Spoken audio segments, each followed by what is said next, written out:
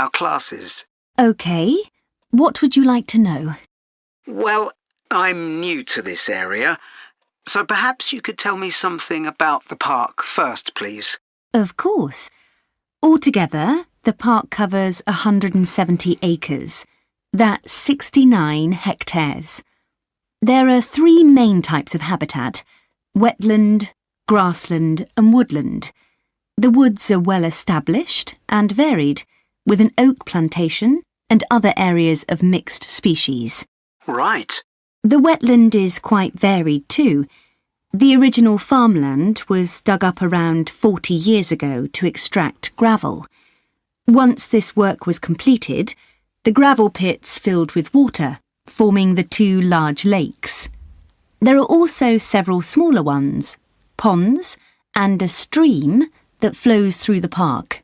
OK, so I suppose with these different habitats, there's quite a variety of wildlife. There certainly is.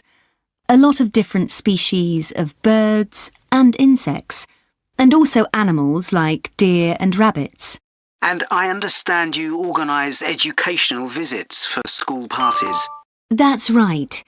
We can organise a wide range of activities and adapt them to suit all ages. Can you give me some examples of the activities? Well, one focus is on science, where we help children to discover and study plants, trees and insects. They also collect and analyse data about the things they see.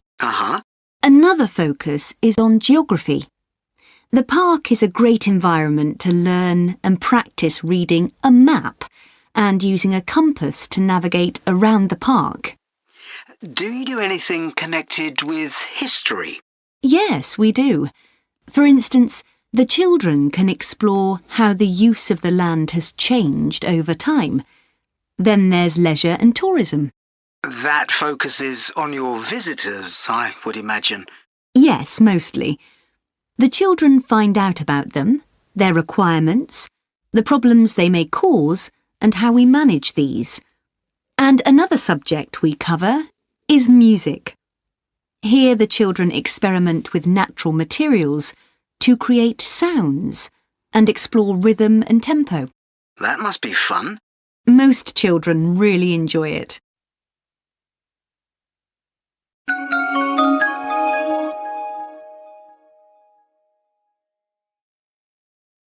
And of course, all the activities are educational too. Learning outside the classroom encourages children to be creative and to explore and discover for themselves. I would imagine they get a sense of freedom that might not be a normal part of their lives. That's right. And very often, the children discover that they can do things they didn't know they could do, and they develop new skills. This gives them greater self-confidence. It sounds great. So, what about the practical side of it? How much does it cost for a full-day visit? We would expect to bring between 30 and 40 children. If there are over 30, it costs £4.95 for each child who attends on the day. We invoice you afterwards, so you don't pay for children who can't come because of sickness, for example. There's no charge for leaders and other adults, as many as you want to bring. That sounds very fair. Well, thanks for all the information.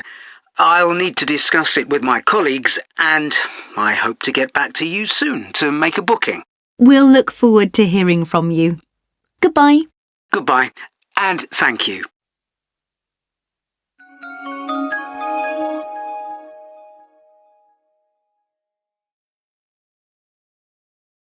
It's great to see so many members of the Twinning Association here tonight. Since the twinning link between our 2 towns, Stanthorpe here in England and Malat in France, was established, the relationship between the towns has gone from strength to strength. Last month, 25 members of the association from Stanthorpe spent a weekend in Malat. Our hosts had arranged a great programme. We learned how cheese is produced in the region and had the chance to taste the products. The theme park trip had to be cancelled, but we all had a great time on the final boat trip down the river. That was the real highlight. This is a special year for the association because it's 25 years since we were founded. In Malat, they're planning to mark this by building a footbridge in the municipal park. We've been discussing what to do here, and we've decided to plant a poplar tree in the museum gardens. We considered buying a garden seat to put there, but the authorities weren't happy with that idea. In terms of fundraising to support our activities, we've done very well. Our pancake evening was well attended and made record profits.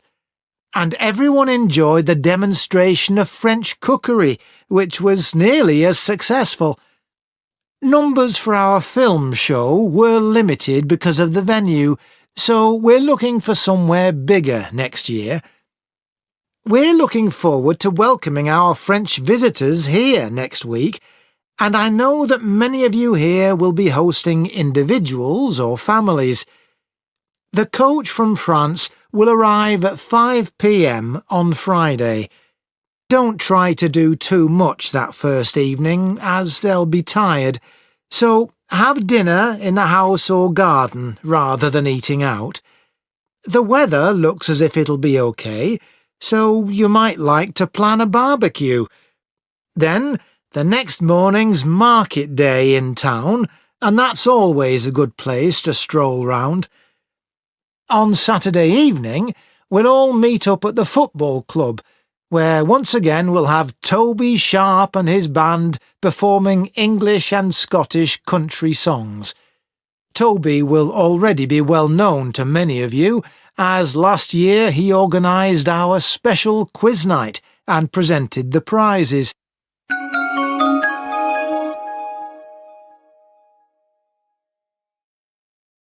Now, on Sunday, we'll be taking our visitors to Farley House. You may not all be familiar with it, so here's a map to help you. You can see the car park at the bottom of the map.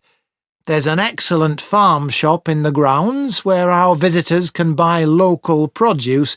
It's in the old stables, which is the first building you come to. They're built round a courtyard, and the shop's in the far corner on the left. There's also a small cafe on the right as you go in.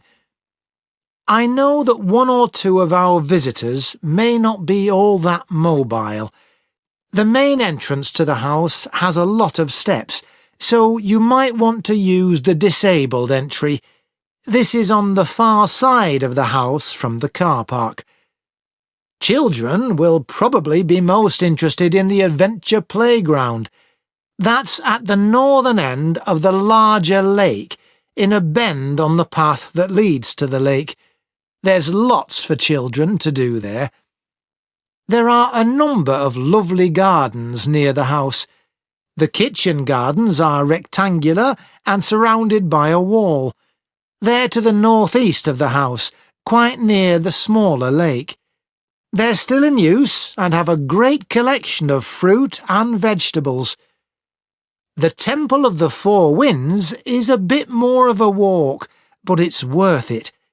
Take the path from the car park and go past the western sides of the stables and the house. Then, when the path forks, take the right-hand path.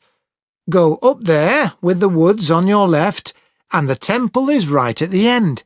There are great views over the whole area. OK, so that's the